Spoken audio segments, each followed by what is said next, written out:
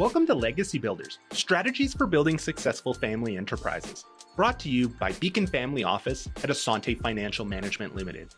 I'm your host, Corey Gagnon, Senior Wealth Advisor, and on this show, we explore global ideas, concepts, and models that help family enterprises better navigate the complexities of family wealth. Today, we welcome Purdeep Sangha, Director of Sangha Worldwide. As a North American leader in business and human performance and co-host of the groundbreaking TV series Mind Your Own Business, Purdeep advises top board members, CEOs, and entrepreneurs globally while showcasing businesses from the disability community. His expertise spans from effective business strategy and operational excellence. Described as an absolute powerhouse and true genius, Purdeep's personal passion lies in helping men discover their power as complete men who achieve ultimate performance and fulfillment as business leaders, husbands, fathers, and individuals. My goal is to be the most curious person in today's conversation with Purdeep Sangha, where we explore the delicate balance of achieving ultimate performance while maintaining harmony in our lives. Purdeep will share insights from his work guiding professionals to operate far beyond the limits most settle for, using a distinctive approach rooted in neuroscience, performance psychology, and ancient teachings. Together, we'll discover how individuals can develop the skills and courage needed to address relationship dysfunctions that hold them back from living their fullest potential, both in business and personal life. Now, let's dive in.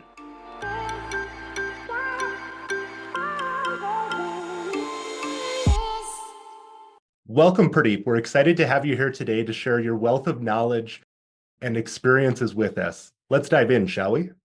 Yeah, absolutely. Thanks for having me, Corey. Purdeep, imagine you're delivering the commencement speech to the graduating class of 2025, and you have the chance to inspire them with your story. How would you begin your speech to convey the incredible lessons and expertise that you've gained along your career? I guess I would start with never underestimate human potential. That would be the beginning part. I think at a young age, I was fortunate enough to grow up in an environment that not only had challenges, but a lot of opportunity as well. Growing up in an orchard, just being around nature and having that mindfulness element of just being with my own mind and nature allowed me to be able to tap into that. And I think it's particularly important today because we are in a distracted society. And so that enables us, when I say that, I'm talking about being mindful, being able to spend time with ourselves in quietness without distractions, enables us to be able to really tap into who we are, first of all, which I think is the most important thing.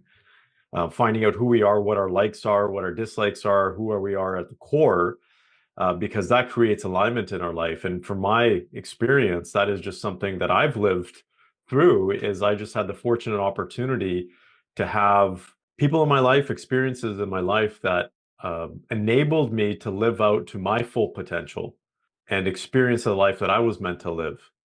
So that would be the starting phase or beginning part of the speech, you could say. Amazing.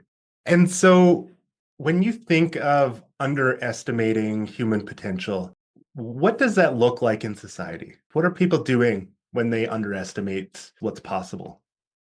Yeah, I'll give you stats based on our research because we've done a lot of research in this area. The average, if we're taking a look at business professionals, because that's our area of expertise, the average business professional is operating between 30 to 70% of their potential.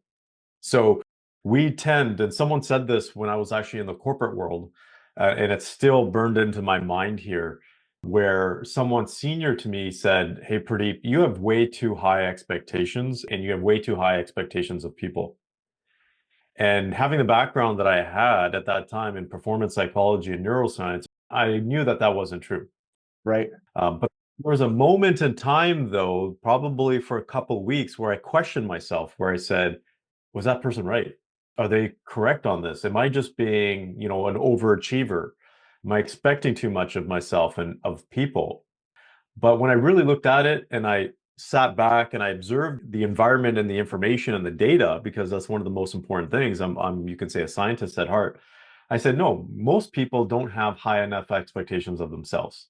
Right. So it was a complete opposite.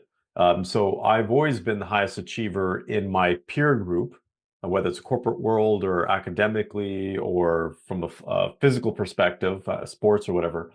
And so I do have a strong belief because I know this. If you talk to other people within the area of performance psychology, they will tell you the same thing. Most people are not living to their full potential. There's so much opportunity for an individual to be able to step into that. So that's what it looks like in society. We've really sat down and said, oh, don't expect too much of ourselves and don't expect too much of people. People are lazy.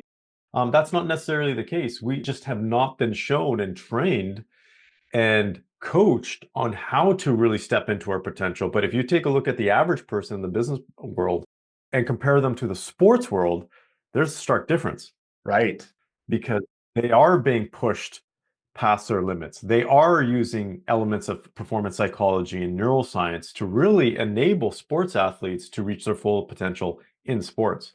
It is funny, I just spoke to someone yesterday whose wife is in this area. She's a neuropsychologist, and he said, and both him and his wife were athletes.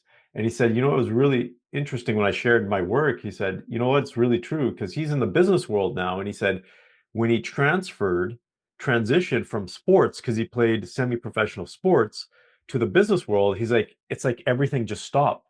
Wow. All the positive psychology, all the performance aspects, all the, pushing yourself past your limits and really being there for each other just stopped. And it was in the corporate world, it was a completely different environment. So that's just a practical example. Right. And so when somebody's living to their full potential, what does that look like? Like, does it mean that they're just doing more, or how are they actually looking at it and saying, I know what my potential is? Yeah, so the potential, we take a look at it from two different aspects. One is the harmony that they have in their life, right? And that harmony aspect is ensuring that the things in their life are actually working with each other.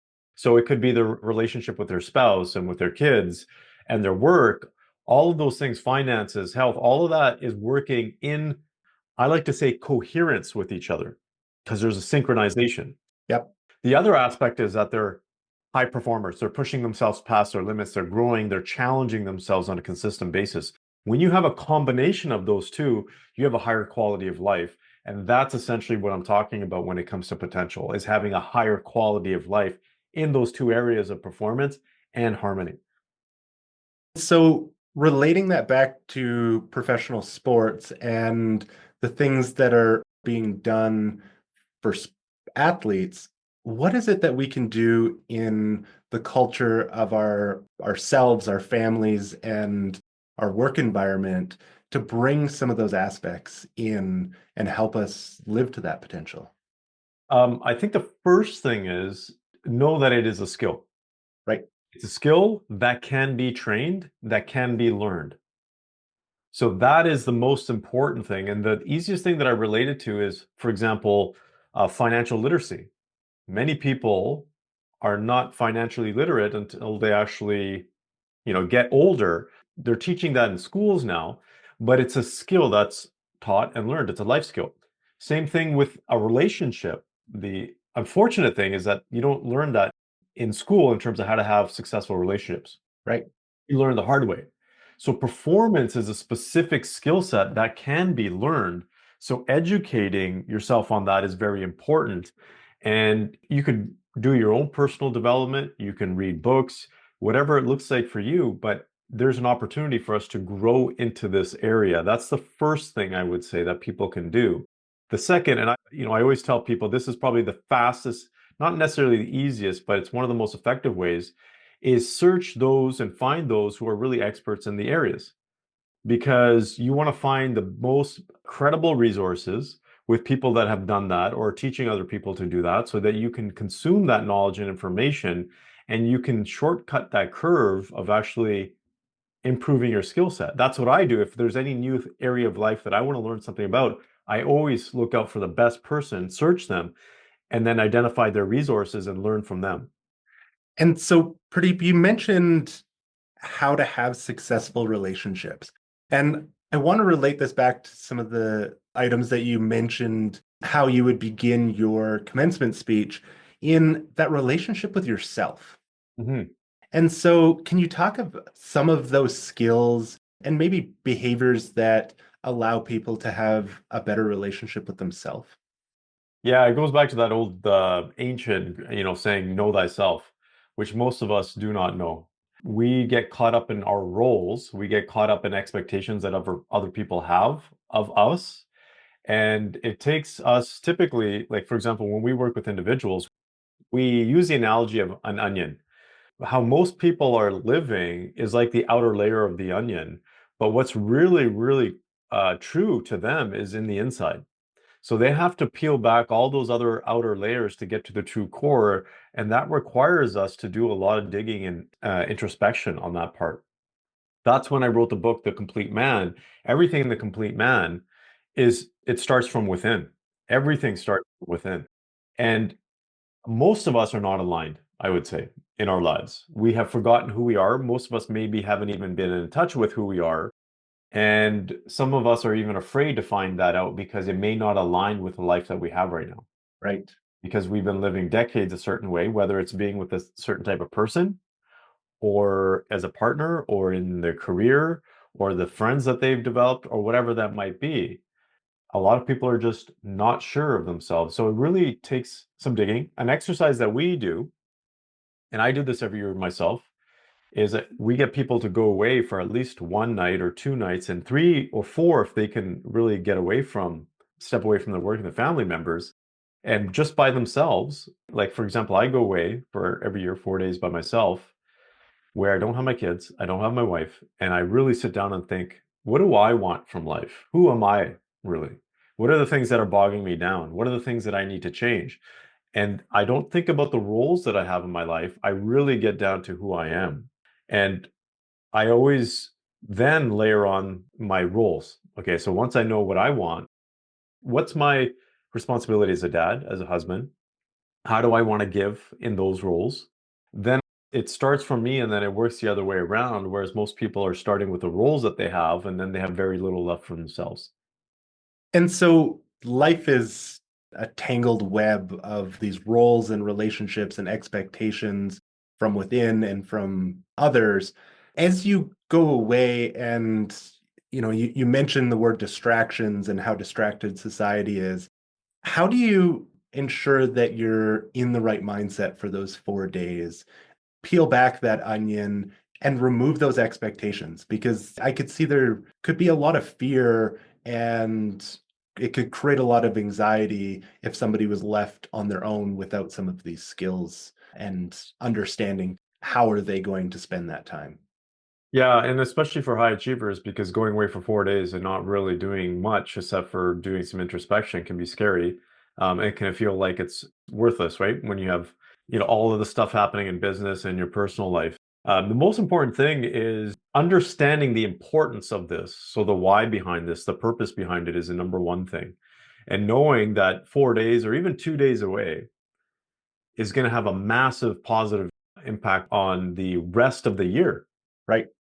It can accelerate things significantly. So looking at the reward and the benefit as a result of that, the other part is picking somewhere nice, picking somewhere where you want to go, somewhere where is of interest to you, somewhere where you think you're going to be able to even do some activities. So it's not like you're going to be sitting idle in a hotel. You can go out and visit different places that you have interest in. So making it enjoyable, because part of this experience of life and finding yourself is finding and identifying what you truly enjoy. Because many of us have forgotten the things that we enjoy, Right. or we don't have the time or freedom to do the things that we enjoy. So those are parts of it. The third element is you can always do this with someone else, a partner. When I say partner, it could be another person that is going on a similar journey, and you can spend some time. Like if we're doing a group program, we get people, if they want to partner up, they can partner up. They can go away and partner up together. That way you have someone along that journey by your side if you have any questions and you don't feel like you're alone. Right. And thinking about the preparation for this time away, what do you do to prepare with yourself and maybe with others to ensure that you're supported and that these days can actually be as successful as you want and need them to be? Yeah, the most important thing is we don't get them to do any pre-work before this because we really want them to have a clear mind. But it is really about making sure that setting up your final week before you go away so you don't have to think about work or your personal life while you're away, and setting up the week after so that when you are back, you still have a few days of free time to be able to catch up with work before you go back into the normal, the rat race. So it's getting set up so you are clear of mind before you get into it, and you just don't get back and throw yourself right back into the same routine and habit. That's the best way to get prepared for it.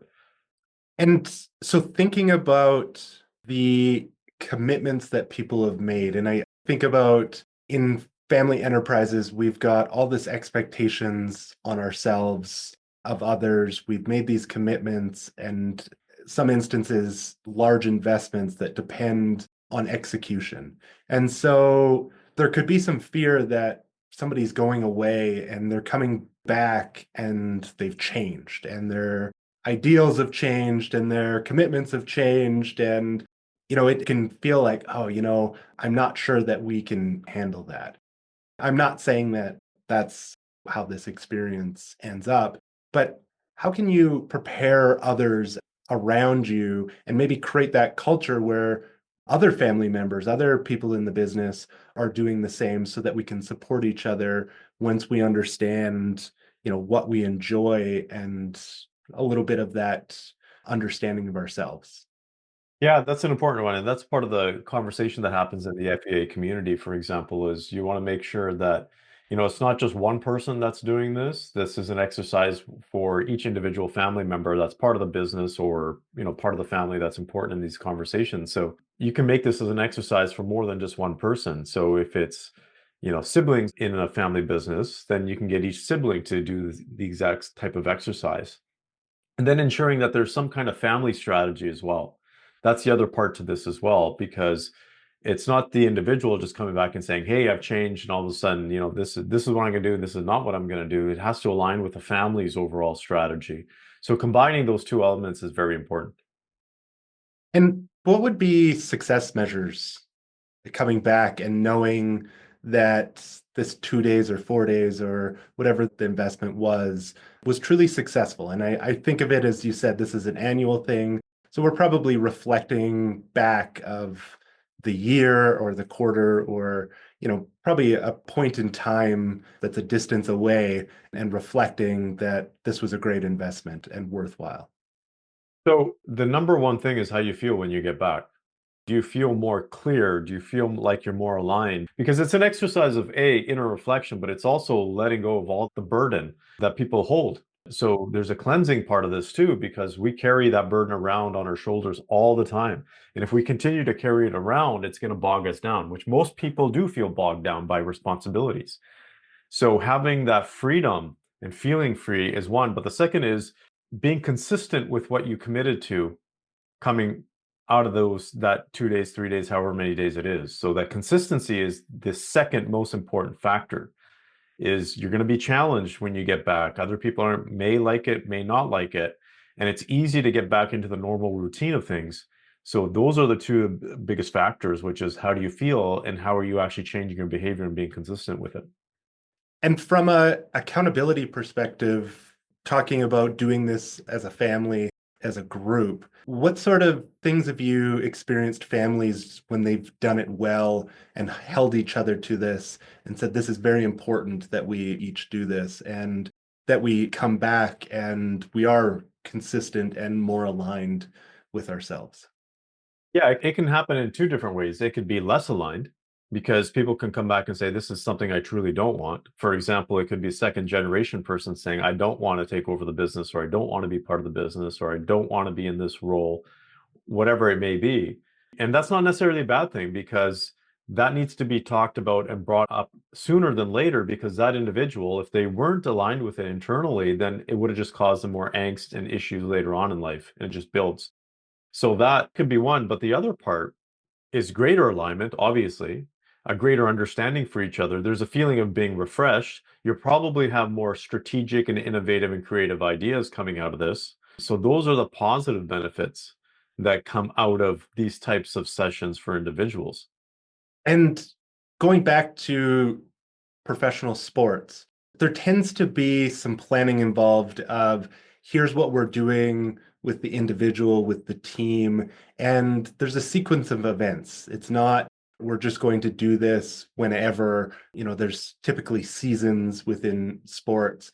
And so within business, and you talked about, strategic alignment and maybe even strategic planning, are there times in which we can align this activity with other activities that we're doing to see benefits and really that potential increasing as a collective rather than just an individual?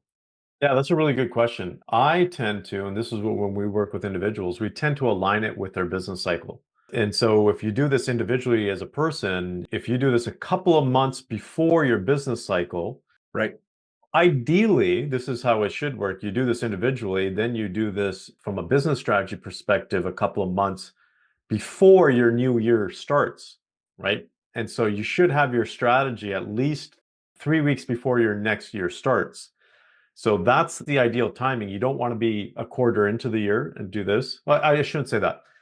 You can do this, but if you want to do this on a regular basis more consistently and make it part of the routine, then I would recommend doing it a couple of months before the business strategic planning. Amazing.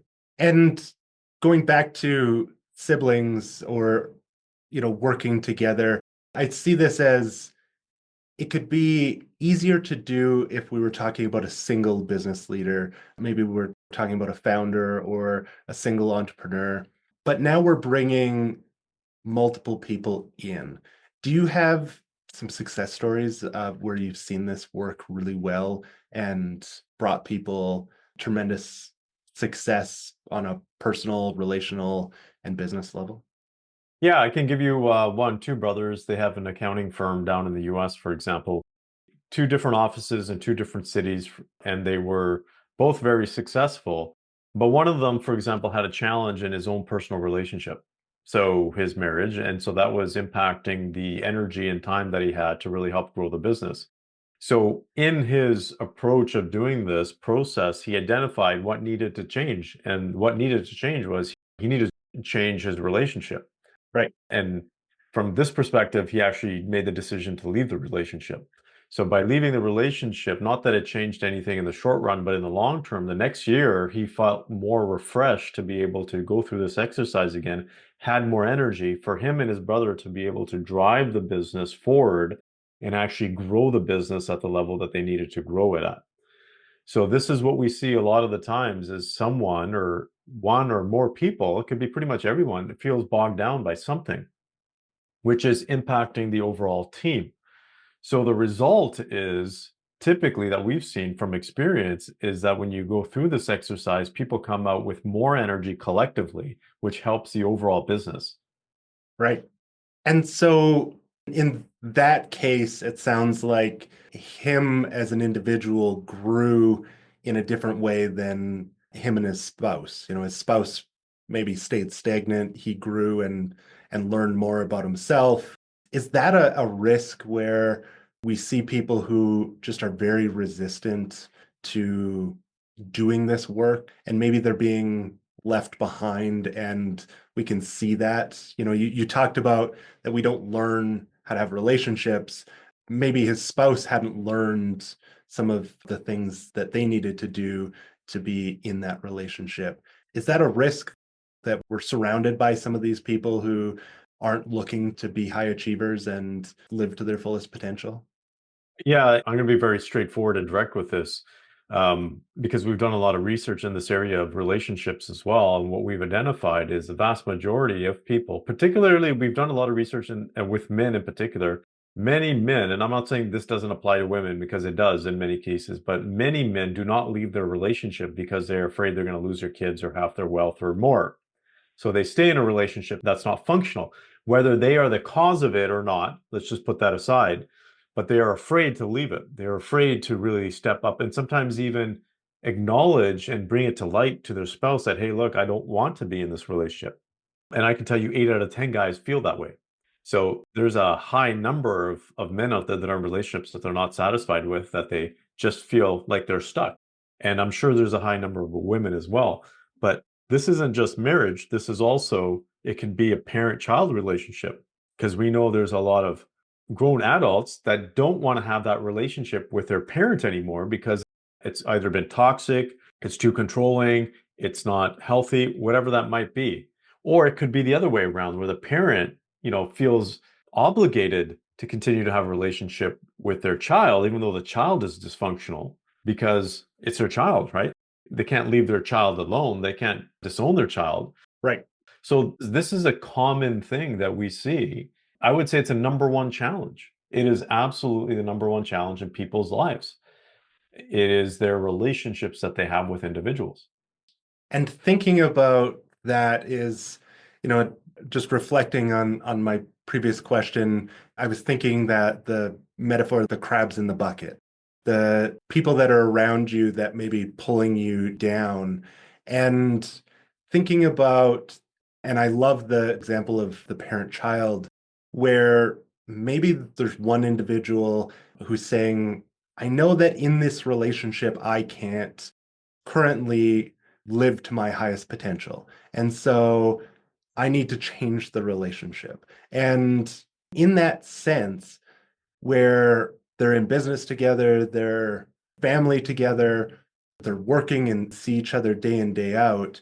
How do you get started and not be fearful? That 8 out of 10, I'm sure that isn't just from a marriage perspective, but there's so many where people are just so fearful to rock the boat because they don't know what's next. Yeah.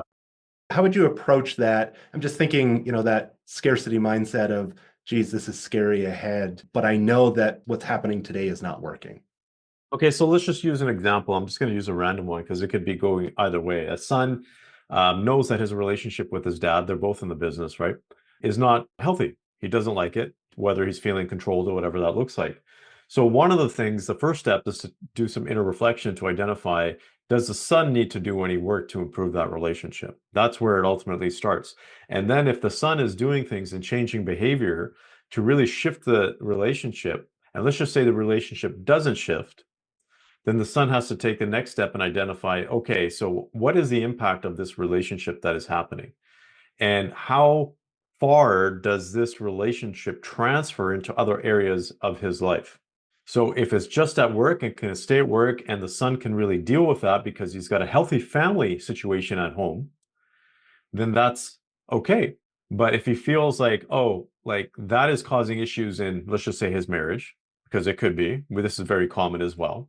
And in family gatherings, it's a bigger issue because this dysfunction travels to extended family and family gatherings and everything. And, there's drama involved. Then the son has to take a look and say, okay, what are my options here? Are my options to continue in this? Do I draw a hard line? Right? And bring this up to my father and say, hey, here's what needs to change. If this doesn't change, then I'm out. There has to be options, but the son has to be willing to make those tough decisions. That's very, very important. If he feels like it's impacting life, I can tell you without a shadow of a doubt, most people will just tolerate it. And it just gets worse and worse and worse and becomes more and more dysfunctional. People get more and more stressed, relationships fall apart, health starts to deteriorate. And the business struggles and suffers as well. Right. This is very, very common. The situation that I've shared isn't uncommon. It's extremely common that happens. And it's not just a son and father. It could be a daughter and father, a daughter and mother. It could be so many different ways. And so, in that situation where it's affecting other relationships, the system is now seriously compromised because of tension and dysfunction in one area. Where's the exit? We're on the freeway, we're in it, and we're looking for the clear path out. Where is it? Well, it really comes down to options and the willingness of the parties to move forward with an option, with one option, because one person might have, oh, this is the ideal option for me. The other person is, this is the ideal option for me. And they stick and they stay in those and they never get to a resolution. And that's, again, very common as well. So it's either in that situation, it can be, hey, look, we need to sell the business. Right.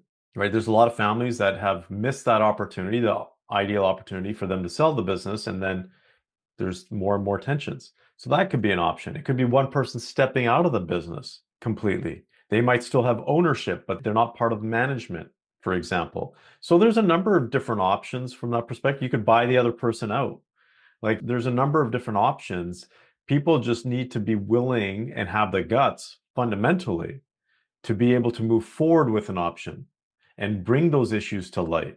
But what happens in the vast majority of cases is the root cause of those issues are never addressed and the options are never executed. So the toxicity remains and continues. Right. And going back to your statistic, the 30 to 70% of potential, there's so many people living in this mediocre, this life where they're tolerating. And so, where do you find people are coming to you because they're fed up with being mediocre? Yeah, it's a really interesting question. So, where do people come to me? There's a number of different stages. There's people that are doing fairly well, but they know that they can do better, Right. right? And they're open to that. We rarely get people that are doing extremely well because at that time, there's a little bit of an ego there. And they feel like their success is based on them, which rightly so, it could be, but they don't see that there's far more potential. We do get individuals that are down and out. Mm, right. They're stuck and they're struggling. Now, in that case, there's typically two types of individuals. Individuals that are stuck, and they're stuck for a reason because they weren't willing to make decisions and act on those decisions. And those individuals that are stuck and they have the motivation and drive to do things differently. We do not work with those individuals that are stuck and aren't willing to move forward. And we get those individuals, and we have a better filtering system now and a better interview process because we interview our clients before we take them on, whether they're the right fit for us, because we don't want to just take their money and work with them if they're not going to move forward. And there are some clients out there, there are some people that just want to be heard. They just want to vent, but they don't want to do anything. And those aren't the right type of clients for us. Those are the clients that need to go see a therapist, Right. right? And or a community group of some kind so they can vent. We are all about action, results, and progress. And so, in that interview, when you're looking for that willingness, and if you think about ready, willing, and able, that willing is what you brought up. Where do you find that? What is it where you can pinpoint to say this person isn't willing to make that change? Yeah, part of that is the questions that we ask. Part of that is also gut feel. And part of that is actually going through not just one interview, but a couple or even a few where we identify that because we have been in the past where we worked with individuals where they said, yeah, I'm willing to change. And a year later, they're still doing the same thing, right? And it's not that we haven't done our work. It's not that, but we can't go in there and do things for them. That is not our role. That's not what we do. But we've had that instance, but we're a lot more careful. A big part of that is gut feel. Like I will get a sense. And Corey, we get this. We do. And particularly men. I would say less women, more men Okay. that fall in this category that are coming and saying, I want to change this, but they haven't done anything. Hmm. So I would say when it comes to that, women are more open to change and being directed towards change and being helped with change than men are, because men can be somewhat stubborn. And I'll give you another example that happens. We've had people in engagements where we started the engagement. Let's just say they are in this particular category of someone that's not doing well, okay, or they're either relationships falling apart, the business is going down, or there's some other issue in their life that it's not good. They will come and they will seek out our services. We will go through a proposal process, an interview process, and you can tell these people need help, but then all of a sudden something gets better in their life. Ah, yes. Okay. And then they pull back.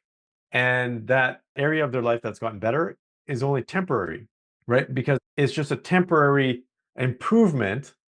They haven't really changed anything. It's just situation has just modified itself so that it seems better or feels better for a little bit. And then they'll be back again asking about the same thing. And then it'll get better. And then they'll pull back. And in those cases, we get that quite a bit for people that are really struggling with situations. So it's either they commit or they don't commit. And I've got get a gut sense of the individuals that are like that the words that they use, their demeanor, how they respond in communication. I tend to stay away from those types of individuals now because they end up wasting a lot of time. Absolutely.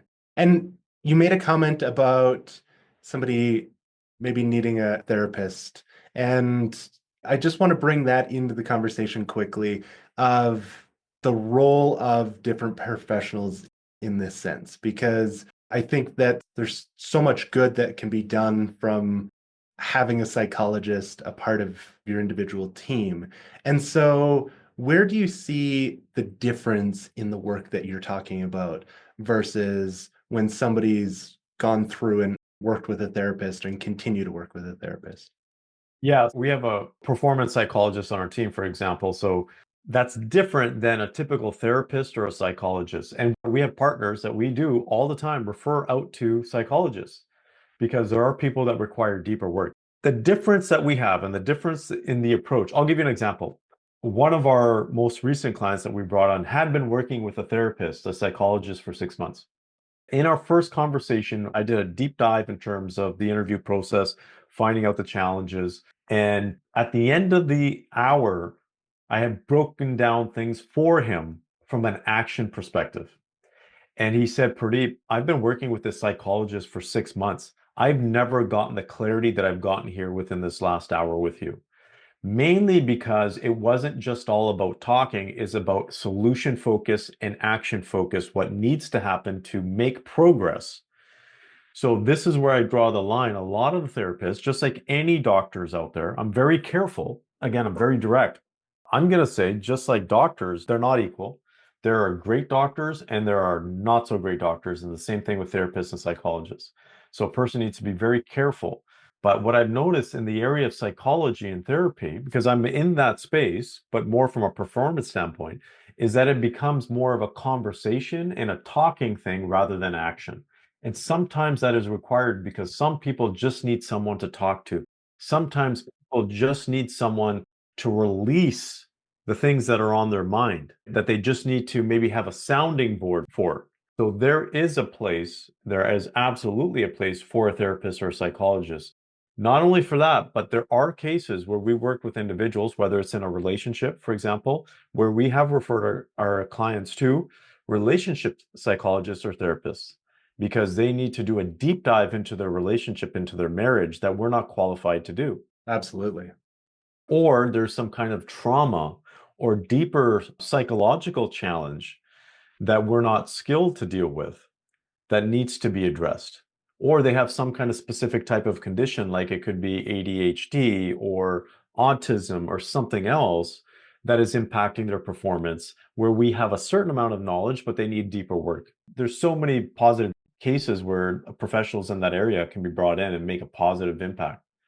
Absolutely. And I'm sure life-changing in some of that aspect where what was that one thing holding them back? And just having that team approach to say, you know what, we've have a hunch and we've got somebody who can narrow that down and help in that area. And then the rest of the team can continue once that's identified. Yeah, I can't say that enough. How many people have one area of their life that is holding them back in many other areas of their life that needs to be addressed, but they're not addressing it. By releasing that, it is literally like a ball and chain. You're cutting that off to enable to have some freedom in life. Absolutely. And on that note, pretty as we near the end of our conversation, I'd like to transition to a few questions that I ask each guest before we wrap up. Are you ready for the tough ones? Yeah, sounds good to me. All right. What is one key strategy that you believe is essential for building a successful family enterprise? Well, if you say a strategy, it depends on whether you see this as a strategy. But there has to be alignment when it comes to the family and the business. That is absolutely essential because if the family isn't aligned in terms of the direction that the family is going in, and it's not aligned with where the business is going, there's going to be a rift at some point in time. It's fundamental, it's so basic, but it's one that is missed so often. It's probably the one that's missed the most often is there's a lack of alignment between the family and the business strategy. Both those strategies need to be interwoven, interaligned because they can't be separate. Absolutely. And what is the most common challenge that you see family enterprises encountering when it comes to wealth transition and generational continuity? Okay, so the one thing that I see most often is there's a lot of help that's happening on the financial side, perhaps, even on the legal side, but I don't see a lot of work being done on the business side. And what I mean by that is there's a lot of professionals that help in other areas, but when it comes to actually how to transfer the business or transition the business, the actual business itself, like the roles, responsibilities, who's going to be the CEO, what does that expectation look like? Who's going to train the CEO? Those types of activities within a business are missed quite often. A lot of it's assumed, a lot of it happens last minute and it's not planned out properly and it's not executed. And there's definitely not enough time given for that transition to happen. Right. And what would you say in this world where the meaning of succession is so different? As you said, the financial world, the legal world is focused on this, and the definition and the what needs to be done is not clear. What would you say is a strategy to overcome this as somebody would be looking at themselves and saying, wow, yes, I'm in this, or I've got these people who are supporting me, and I really don't have somebody that's looking at the business side of it?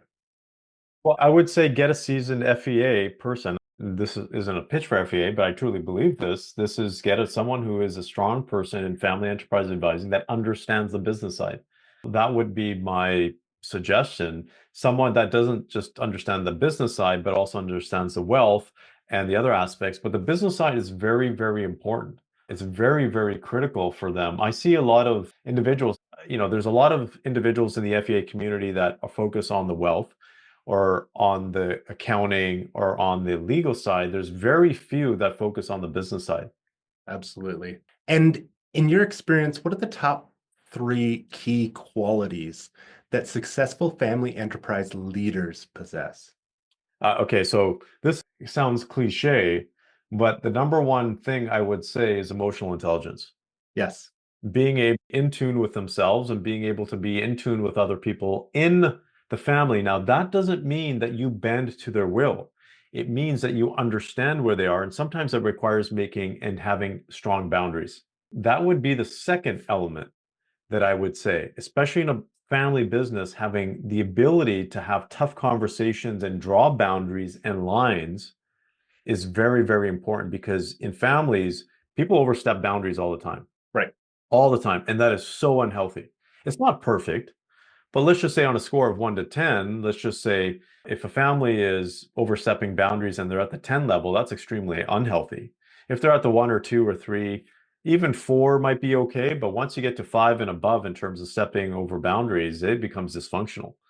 So a leader needs to be able to set boundaries. For example, if you have a couple of siblings in the business and you have a leader that's one of the siblings, they should be able to say, hey, no, this conversation that we are having is a family conversation. We have it in the family. This doesn't belong at work, right? There needs to be clear boundaries from that perspective. The third part I would say is strategic mindset. I'm a big supporter of strategy. It's one of my backgrounds as well. A person needs to be able to have that foresight to be able to think longer term and not just on the business side, but for the family as well. Right. And this is something that's very important because I see this quite often again.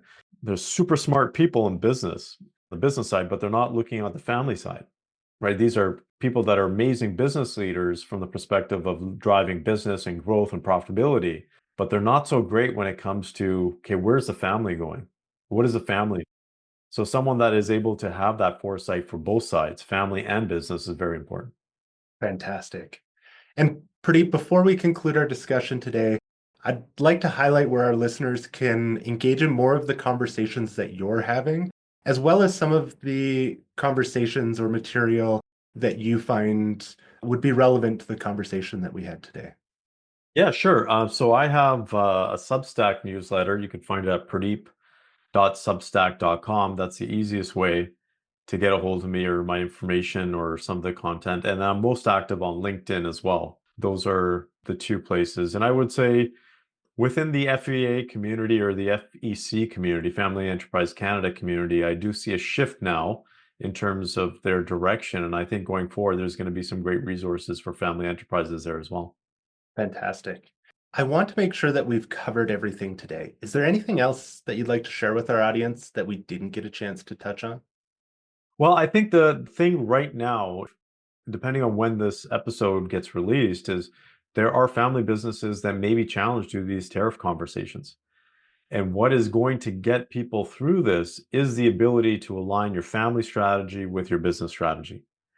Because if people will panic, people will pull, they'll be wondering what's going to happen to the business, but that has a trickle effect to the family. And so this is the most important time for families to sit down and talk about the future and how it aligns with the business and vice versa.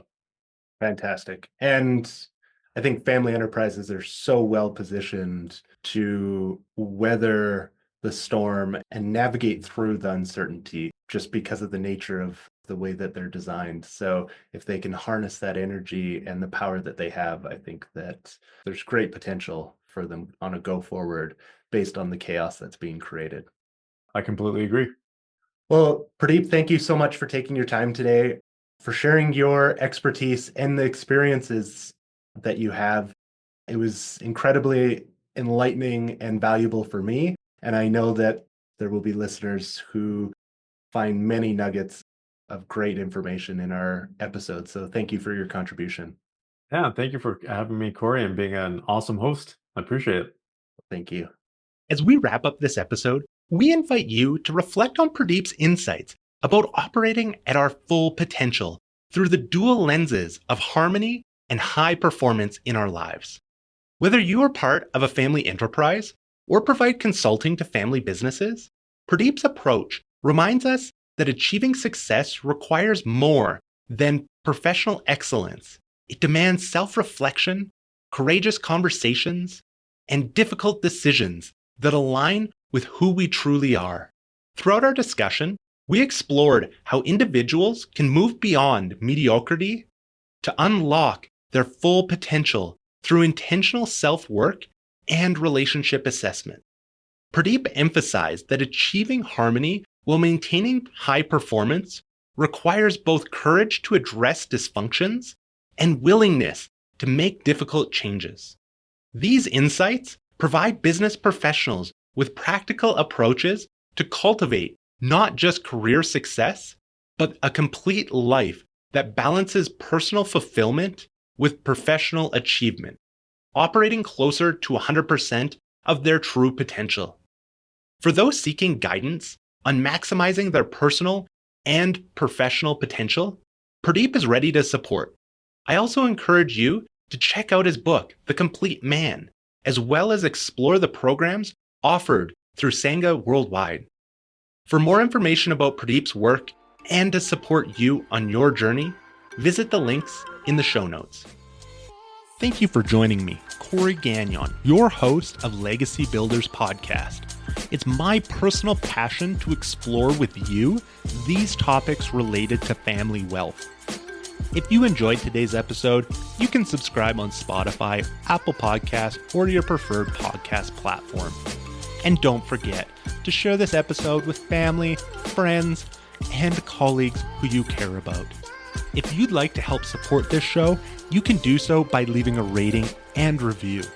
If you have any questions about anything shared on today's episode, or have topics you'd like us to dive deeper into in future episodes, please let us know by emailing beaconfamilyoffice@asante.com. That's beaconfamilyoffice@ASSANTE.com. Legacy Builders, Strategies for Building Successful Family Enterprises is brought to you by Beacon Family Office at Asante. Are you worried about losing what you've created and seeking ways to transition your wealth across generations? Beacon Family Office at Asante supports our clients transition their wealth while maintaining relationships. If you'd like to access more content we've created, you can visit us at beaconfamilyoffice.com or for more details on our services and book an initial call. Thanks again for listening, and until next episode, stay intentional about building your legacy. This program was prepared by Corey Gagnon, who is a senior wealth advisor with Beacon Family Office at Asante Financial Management Limited. This is not an official program of Asante Financial Management, and the statements and opinions expressed during this podcast are not necessarily those of Asante Financial Management. This show is intended for general information only and may not apply to all listeners or investors. Please obtain professional financial advice or contact us at beaconfamilyoffice@asante.com or visit beaconfamilyoffice.com to discuss your particular circumstances prior to acting on the information presented.